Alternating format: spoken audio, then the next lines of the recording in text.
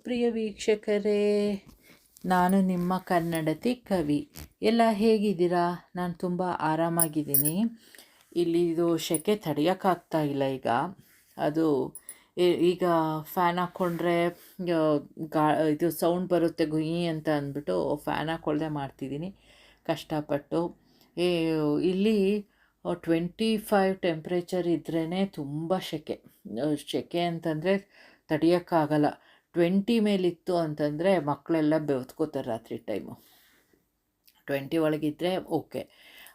ಏನೋ ಟೆಂಪ್ರೇಚರ್ ತುಂಬಾ ಜಾಸ್ತಿ ಆಗ್ತಿದೆ. ಈಗಿನ ಸಮ್ಮರ್ ಸ್ಟಾರ್ಟಿಂಗು ಆದರೂ ಕೂಡ ಟೆಂಪ್ರೇಚರು ತುಂಬ ಒಂಥರ ಜಾಸ್ತಿನೇ, ವರ್ಷನೂ ಜಾಸ್ತಿ ಆಗ್ತಿದೆ ಟೆಂಪ್ರೇಚರು. ಏನೂ ಮಾಡೋಕ್ಕಾಗಲ್ಲ. ಎಲ್ಲರೂ ಅದೇ ಇದು ಮಾಡ್ತಿದ್ದಾರಲ್ವ, ಅನುಭವಿಸ್ತಿದ್ದಾರೆ. ಇದು ಏನೋ ವಾಯುಮಾನ ಎಲ್ಲ ವೈಪರೀತ್ಯಗಳು ಇಲ್ಲಿ. ಇವತ್ತೊಂದು ರಂಗೋಲಿ ಡಿಸೈನು ಸ್ವಸ್ತಿಕಲ್ಲೇ ಮಾಡ್ತಾಯಿದ್ದೀನಿ.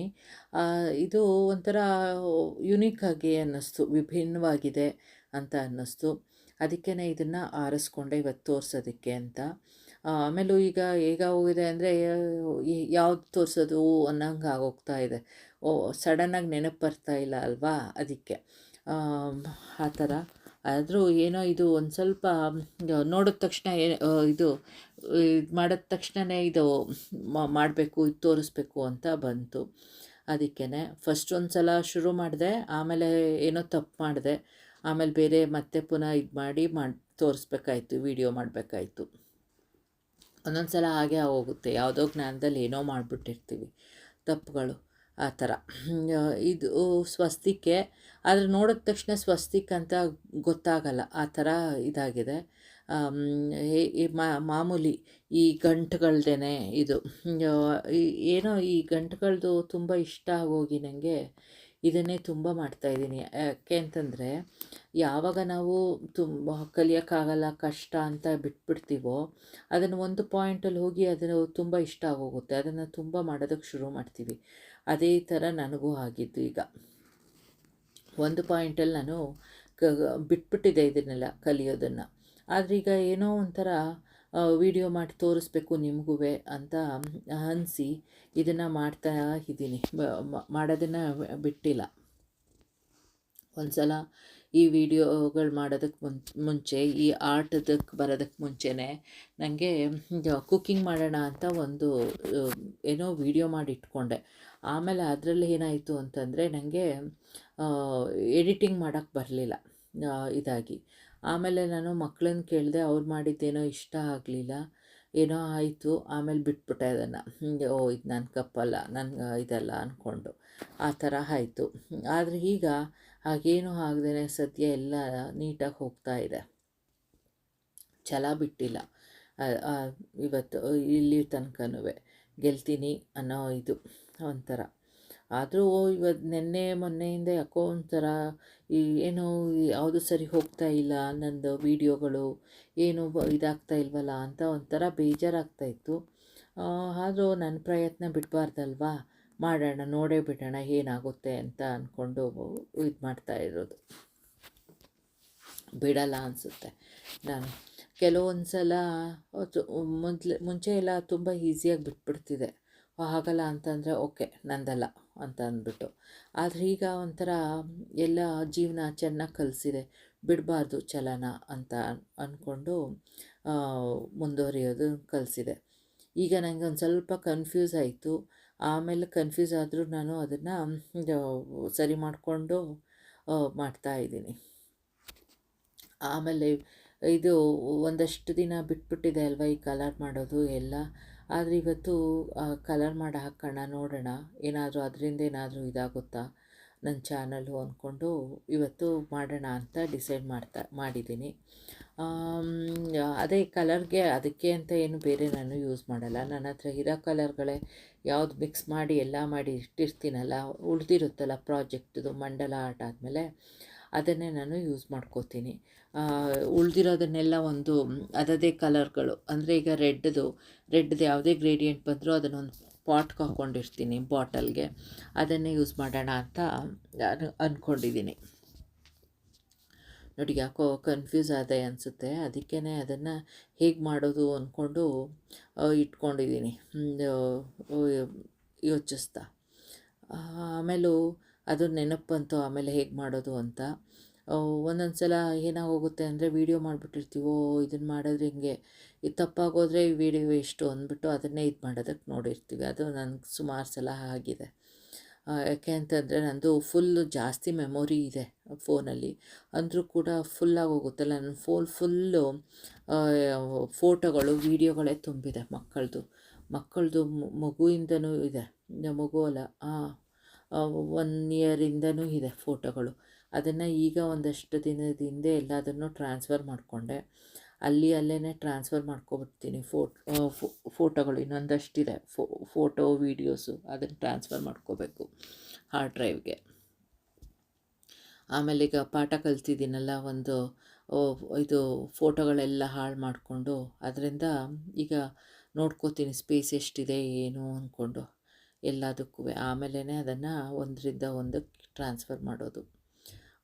ಒಂದೊಂದು ಸಲ ಅನಿಸುತ್ತೆ ಈ ಲೈಫು ಟೆಕ್ನಾಲಜಿ ಇದು ಡಿಪೆಂಡೆನ್ಸಿ ಆಗೋದ್ಮೇಲೆ ಇದೆಲ್ಲ ಒಂಥರ ತುಂಬ ಸೂಕ್ಷ್ಮ ಆಗೋದು ಎಲ್ಲ.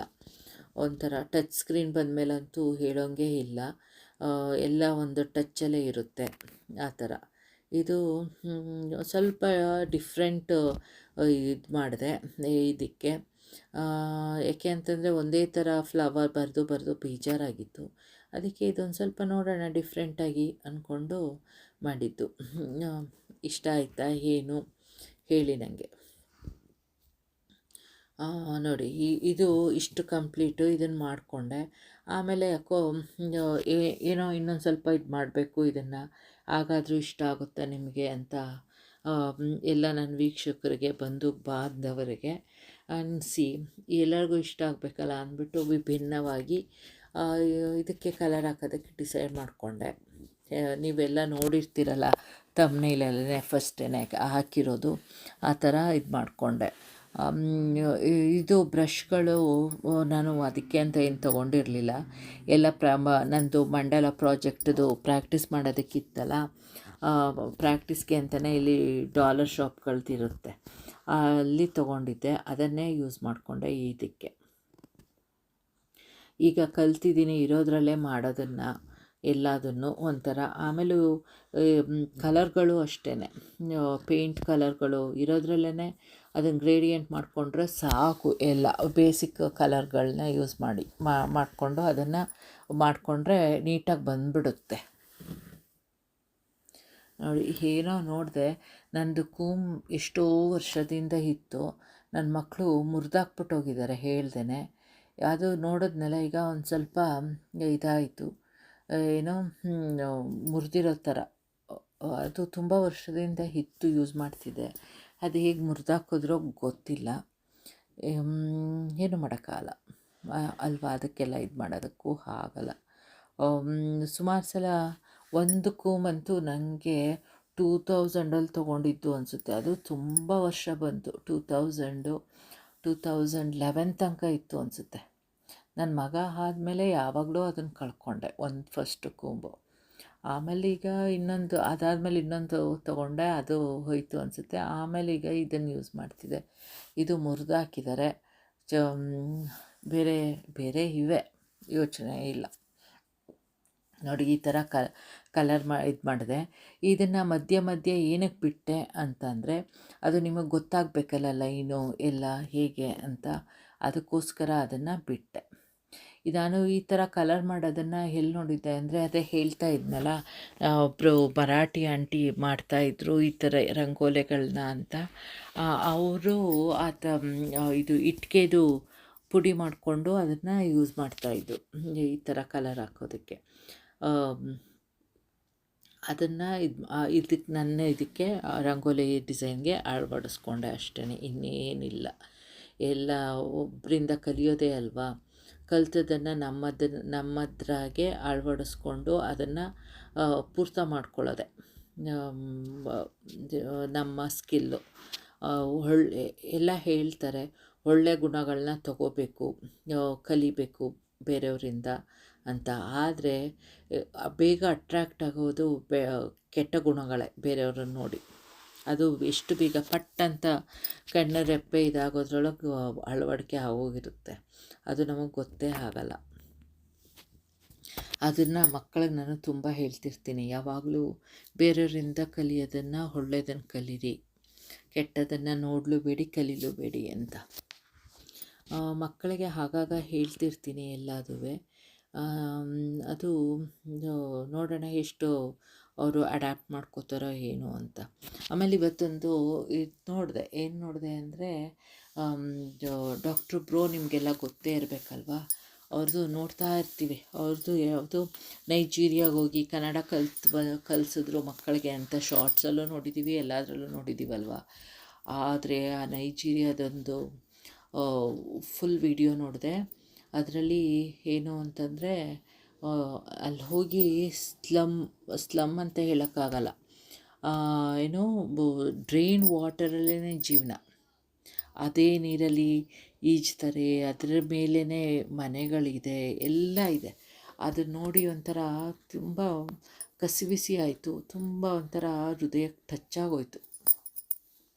ಅದು ಆ ಥರ ಆಗಿದ್ದು ನನಗೆ ಯಾವಾಗ ಅಂತಂದರೆ ಗೋಟ್ ಲೈಫ್ ನೋಡಿದಾಗ ಫಿಲಮ್ಮು ಮಲಯಾಳಮ್ದು. ಅದು ನೋಡ್ತಾನೆ ಒಂಥರ ಅಳು ಬಂದು ಹೊತ್ತು ಎಲ್ಲ ಮಾಡಿದ್ದೆ. ಆ ಥರ ಆಯಿತು ಇದನ್ನು ನೋಡಿದಾಗಂತೂ. ಏನು ಇಷ್ಟೊಂದು ಇದು ಕೆಟ್ಟ ಪರಿಸ್ಥಿತಿಯಲ್ಲಿ ಬದುಕ್ತಿದ್ದಾರಾ ಈ ಜನರು?